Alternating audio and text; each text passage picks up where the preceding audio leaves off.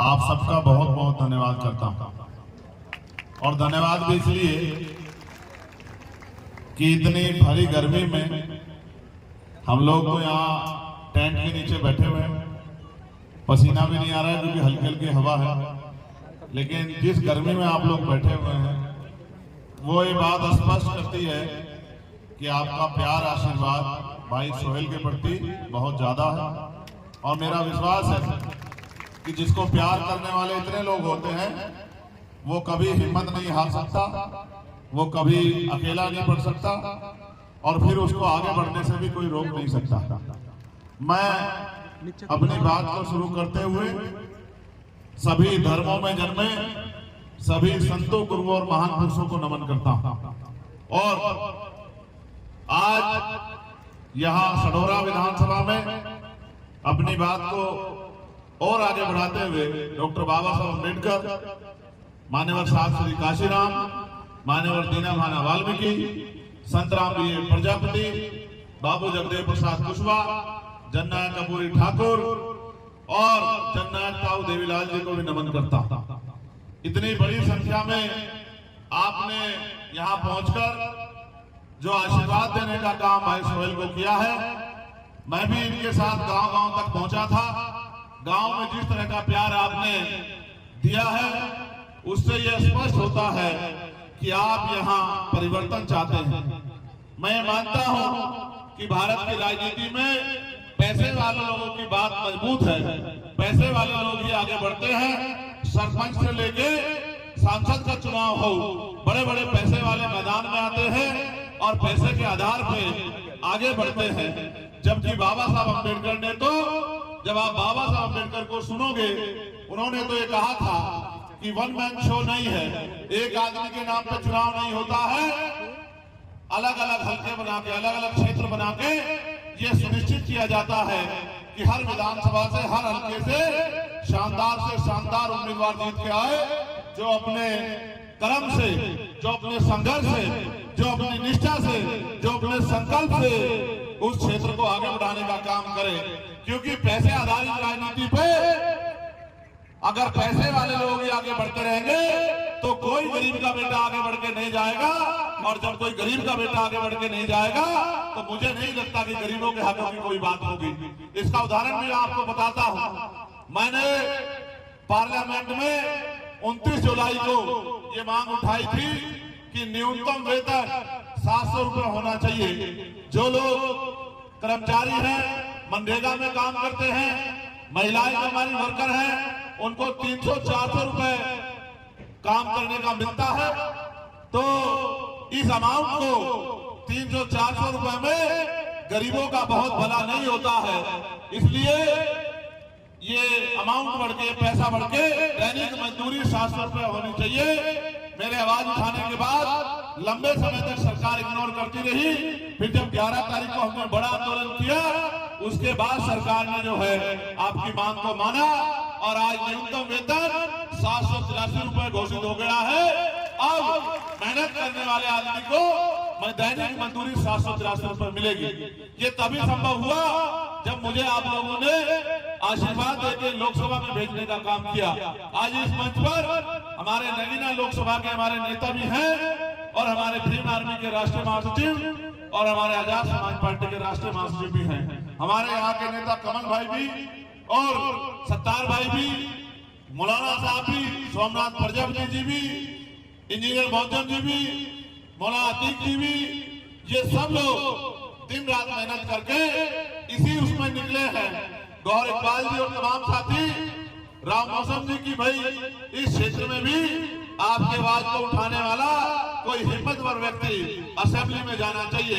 मेरा विश्वास है अब वो दिन ज्यादा दूर नहीं है, 2 दिन बाद आप पे मौका आएगा, ये काम आप भी अपने यहाँ कर सकते हैं। अगर आप अपनी वोट का सही इस्तेमाल करें और एक एक वोट को केतली के निशान पर भाई सोहेल जी के आगे वाला बटन दबा के, केतली का बटन दबाकर अगर आप मौका देंगे तो मैं लिख के देता हूं, आज जो कड़ी गर्मी में आप बैठे हैं, तो जिस दिन ये काम सफल हो जाएगा 8 तारीख को, तो आपको अपनी जो ये मेहनत आपको करनी पड़ रही है, इसका मुआवजा हाथ पे हाथ मिल जाएगा। जिस दिन सोहेल जाकर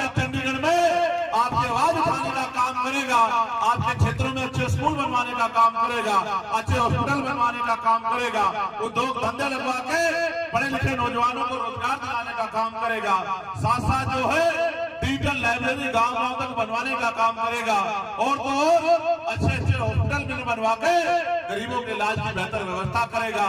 जिन पे जमीन नहीं है उनको जमीन दिलाने का काम करेगा, जो महिलाएं घर पे कामकाजी है उनको कुटीर उद्योग लगवा के रोजगार दिलाने का काम करेगा। तो आज की सारी गर्मी और आज की सारी परेशानियां उस दिन छूमंतर हो जाएंगी। उस दिन आपकी ये परेशानियां आपको जो मेहनत आपने की है उसको ताकत में बदलने का काम करेगी। मैं बहुत गर्मी के कारण लंबा चौड़ा भाषण नहीं देना चाहता, मैं दो चीजें आपको कहना चाहता हूँ। ये वोट हमारी शक्ति है, हमारा हथियार है, हमारा अधिकार है, और इस अधिकार को हमें जिम्मेदारी से प्रयोग करना है। आप ये महसूस करो, 10 रुपए का सामान अगर लेने जाते हो तो उस सामान को कई बार पलट कर देखते हो, लेकिन जब आप कीमती वोट डालने जाते हो तो कभी ये नहीं सोचते जिसको वोट दे रहे हैं ये कभी आपकी लड़ाई लड़ेगा नहीं लड़ेगा, आपकी आवाज उठाएगा नहीं उठाएगा, कहीं जुल्म जाते होने पे आपका साथी बनेगा नहीं बनेगा, आपकी मदद करेगा नहीं करेगा। और तो जिनको आप वोट देते हो वो 5-5 साल आपकी गलियों में, गांव में, बस्तियों में नहीं आते, फिर आप उनकी बातों में आ जाते हो।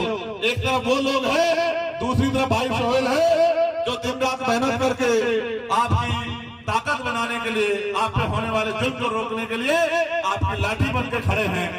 आप ये महसूस करो, आप 50 रुपए का सामान खरीदोगे, 100 रुपए खरीदोगे, अगर सामान खराब होगा तो उसकी शिकायत कर सकते हो, जाके उस सामान को वापस जो है बदलवा सकते हो। लेकिन अगर आप अपने वोट को एक बार दे दोगे, कोई गलत बटन दबा दोगे तो फिर 5 साल से पहले मौका नहीं आने वाला कि आप अपने वोट का बदलाव कर लो। इसलिए मैं तो आपसे ये मांगना चाहता हूँ, अगर वाकई में आप चाहते हैं कि आपके यहाँ बदलाव हो, और बाबा साहब अम्बेडकर ने जो सोचा था कि योग्य व्यक्ति चुनकर जाए, ऐसा ना हो जिन सीटों पे आपके वफादार योद्धाओं को बैठना है वहां गधे जाके बैठ जाए।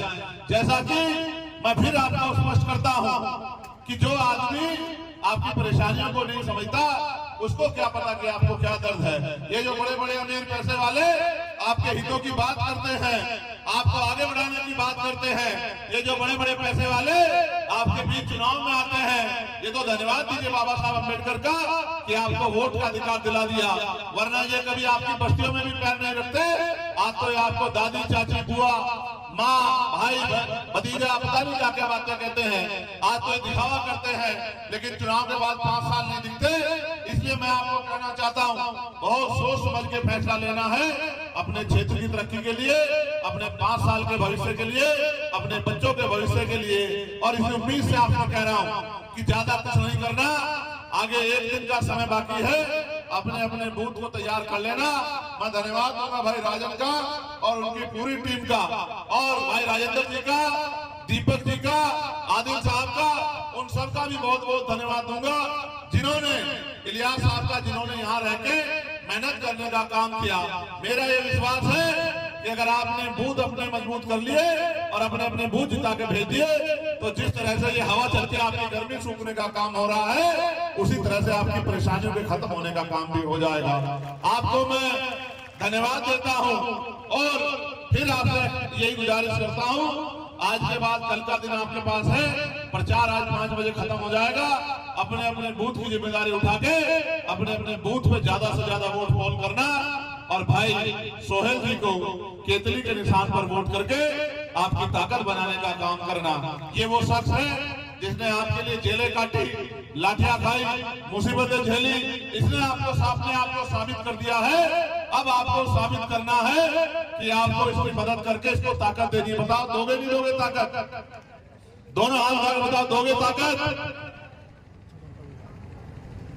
अगर आप बच्चों को ताकत देने का काम करेगी, उनकी परेशानी हल करने का काम करेगी, तो मैं पुनः धन्यवाद देता हूं।